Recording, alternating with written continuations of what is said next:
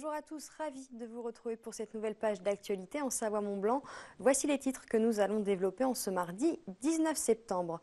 Nous serons en direct de Saint-Martin. Le groupement d'intervention et de secours basé à Annemasse est sur place depuis 10 jours pour aider à la reconstruction. Il devait sécuriser un lycée professionnel. Nous serons avec le chef de mission. Il nous racontera ses impressions sur place ainsi que leur travail. Et puis le pôle emploi de Chambéry-le-Haut a fermé ses portes de façon provisoire mais pour une durée indéterminée. Alors que le quartier affiche un taux de chômage autour de 30%, les habitants craignent la désertion définitive des services publics dans les Hauts-de-Chambéry. La Poste et la Sécurité sociale ayant déjà fermé leurs bureaux, nous ferons le point. Je vous le disais en titre, on prend donc la direction de Saint-Martin dans les Antilles françaises. Vous le savez, l'ouragan Irma a fait de très nombreux dégâts. Pour aider les habitants depuis 10 jours, les ONG sont sur place. C'est le cas du GIS, le groupe d'intervention et de secours basé à Annemasse. Nous sommes par Skype avec Jean-Paul Bosselan, le chef de mission. Bonsoir, merci d'être avec nous.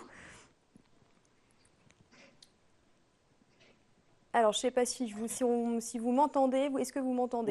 Oui, excusez-moi, j'ai eu juste une rafale de vent à ce moment-là et une tôle qui tombait, donc Pas de bonjour. souci. Merci beaucoup d'être avec nous. Je le disais, vous êtes arrivé donc il y a 10 jours sur place. Quelle était votre mission ici à Saint-Martin? Alors ici à Saint-Martin, en accord avec les autorités qui gèrent les secours, nous nous sommes implantés sur un lycée professionnel qui nous sert à la fois de base de vie et également de ce qu'on appelle dans notre langage de chantier, puisque nous avons sécurisé toute la partie du lycée, tous les objets, les toitures, les ouvrants qui menaçaient de tomber, de manière à sécuriser au plus vite l'enceinte et rouvrir le lycée assez rapidement. Ça a été compliqué, j'imagine. L'acheminement est un peu difficile, hein. Vous avez un pont aérien qui est établi entre la Guadeloupe et Saint-Martin et vous avez pas mal d'équipes de secours à acheminer et au retour, les avions ramènent des déplacés qui souhaitent rentrer soit en France, soit sur la Guadeloupe. Donc il faut pouvoir trouver une fenêtre de tir pour pouvoir acheminer l'équipe directement sur le terrain. Et sur place, comment ça s'est passé? Vous avez sans doute croisé des gens de la population. J'imagine que pour eux, c'était compliqué aussi. Oui, la population, et tout particulièrement aujourd'hui, encore avec l'arrivée d'un prochain cyclone, est quand même assez fatiguée de la situation. Les personnes coopèrent très très bien, elles sont très très accueillantes et nous n'avons aucune difficulté pour échanger et obtenir soit des chantiers ou des échanges avec la population. Alors là, actuellement, vous êtes dans ce lycée, c'est ça? Est-ce que vous pouvez nous montrer un petit peu ce lycée et ses alentours et nous expliquer un petit peu où vous vous trouvez, ce que vous avez fait exactement? Alors aujourd'hui, donc, on est toujours sur ce lycée. On est en zone d'abri puisque nous sommes confinés depuis maintenant une petite demi-heure en raison de l'arrivée de prochains cyclones. Et nous sommes en zone sécurisée, hein, tout simplement, pour éviter d'être impactés par le troisième cyclone qui va toucher Saint-Martin d'ici quelques heures. C'est un cyclone qui va passer un peu plus au sud de l'île. Quoi qu'il en soit, nous allons avoir des vents et de la pluie de façon assez importante. La police territoriale patrouille dans les rues et demande à tout le monde de rester confiné maintenant dans les établissements. Vous craignez ce prochain ouragan, les habitants aussi, j'imagine, parce que tout n'est pas encore fait. Vous êtes qu'au début de cette reconstruction. Ça peut tout casser, ce nouveau cyclone qui arrive pas très loin de l'île de Saint-Martin? La difficulté de ce troisième cyclone, c'est qu'aujourd'hui, on commence à avoir bien sécurisé l'ensemble des chantiers. Vous avez par exemple tous les bâchages de toiture qui ont été effectués malheureusement risquent d'être arrachés avec l'épisode météo qui va passer dans les prochaines heures. Donc il faudra recommencer. On commence à avoir un peu d'électricité, un peu de l'eau. Donc malheureusement, on risque de retourner un petit peu en arrière sur l'évolution de la gestion de l'événement. Là, vous l'avez dit, vous allez donc être confiné le temps que le cyclone passe. Ensuite, quel est votre programme? Quand est-ce que vous rentrez en France? Alors, normalement, nous devrions tenter de rentrer à partir de demain, fin d'après-midi. Tout dépend maintenant, tout est basé sur cet événement météo.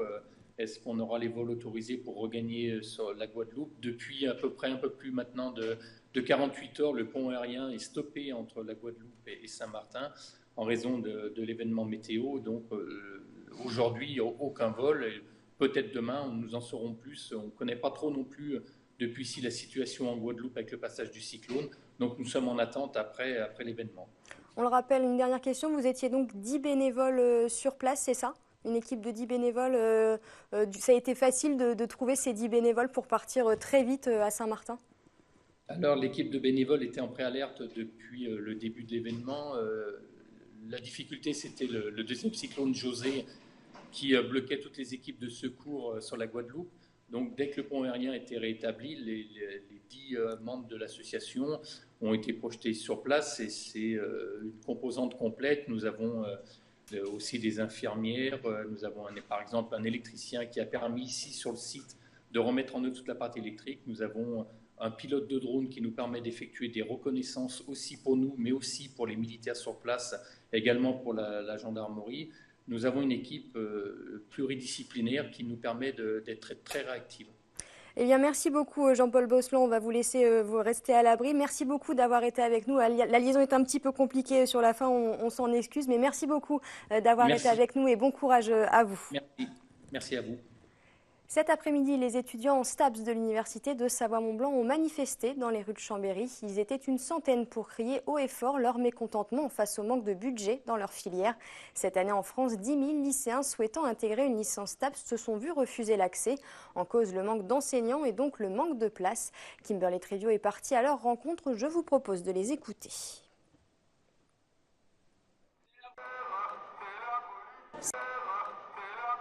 C'est un meilleur fléchage du budget, donc pour avoir, comme je l'ai dit, plus d'enseignants, pour pouvoir fonctionner dans des conditions décentes. Aujourd'hui, avec l'annonce de Paris 2024, donc la candidature au JO le 13 septembre qui est sortie, on se rend compte vraiment qu'aujourd'hui le sport est en pleine expansion en France. On accueille de plus en plus d'événements internationaux. Et comment voulez-vous qu'on fonctionne, qu'on puisse organiser ces JO si l'État ne nous donne pas les moyens de former le personnel nécessaire à la réalisation de ces JO? Donc c'est-à-dire avoir une organisation correcte, former des sportifs de haut niveau, c'est aussi notre mission. Et aujourd'hui, on n'a pas le budget adapté pour faire ces missions-là. Ici, on est obligé de faire des amphithéâtres dédoublés, d'avoir des enseignants qui travaillent bien plus que le quota horaire habituel dans l'université en général. C'est d'avoir peu d'enseignants pour le nombre de postes dont on aurait besoin. C'est de ne pas avoir assez de personnel BIAT, de secrétariat pour s'occuper correctement de l'administration de la filière. C'est des étudiants qui ont des emplois du temps qui sont compliqués parce qu'il faut agencer toutes ces heures, les pratiques, les théories, etc. Et c'est des enseignants qui sont aussi pas loin du burn-out parce qu'ils doivent gérer beaucoup trop de choses à la fois. C'est l'incompréhension du côté de Harit dans les Bauges. 4 ânes de randonnée ont été tués par un chasseur à coups de gros calibre. 2 sont morts sur le coup et les 2 autres mortellement touchés ont dû être euthanasiés. Une seule bête a échappé au tir. Pour le moment, le chasseur ne s'est pas justifié. La propriétaire a presque tout perdu. Je vous propose de l'écouter au micro de Sonia Mussier.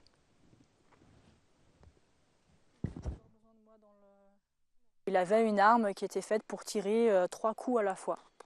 Voilà. Et donc ce qui est sûr, c'est qu'il a tiré donc, de face et qu'il a tiré 3 du coup balle, on imagine, et il a rechargé son arme pour retirer à nouveau.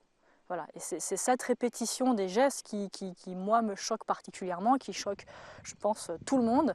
Un accident de chasse, bon, ça ne devrait jamais arriver, mais malheureusement, ça peut arriver, des êtres humains qui se trompent, qui font une erreur ou une balle perdue. Là, répétition du geste, autant de balles qui sont tirées, c'est... Voilà. Et puis il fallait voir les dégâts, hein. Le vétérinaire a vraiment parlé de balles qui faisaient des dégâts pas possibles. Hein. Moi, mes ânes, ils ne reviendront pas, c'est fait.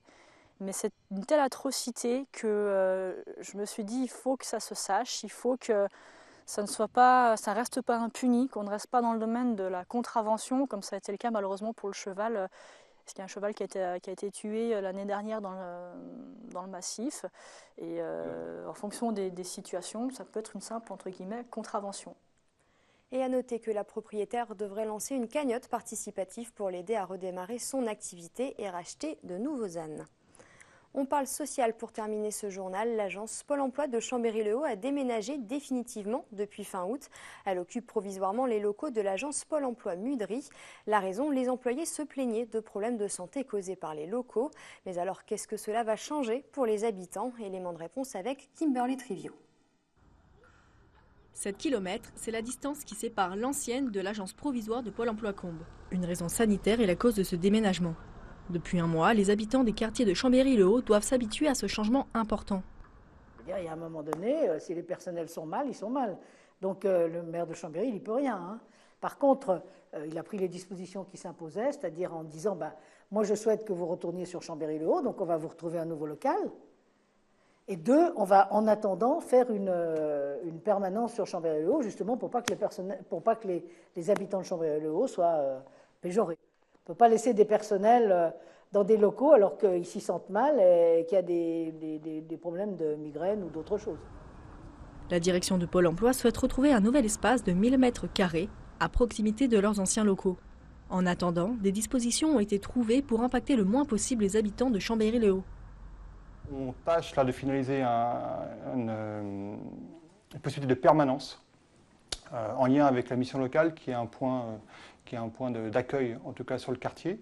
Alors on ne va pas, remettre 10 agents là-haut, ça c'est pas le but à un moment donné, une permanence peut-être quotidienne ou une permanence hebdomadaire, 1 ou 2 jours par semaine, selon les rendez-vous spécifiques, donc ça c'est encore à finaliser, mais on aura une présence en tout cas sur le quartier avant de revenir à terme, et j'espère le plus vite possible, avec l'ensemble de l'agence sur le quartier de Chambéry-le-Haut. Aucune date précise n'a pour l'instant été communiquée concernant l'ouverture de la nouvelle agence. Pôle emploi espère l'ouvrir avant le mois de décembre pour les 5500 bénéficiaires de cette agence. C'est la fin de cette édition. Merci à tous de l'avoir suivi. N'oubliez pas notre site internet 8montblanc.fr et nos réseaux sociaux. Passez une très belle soirée et à demain dès 18 h pour Accès Direct.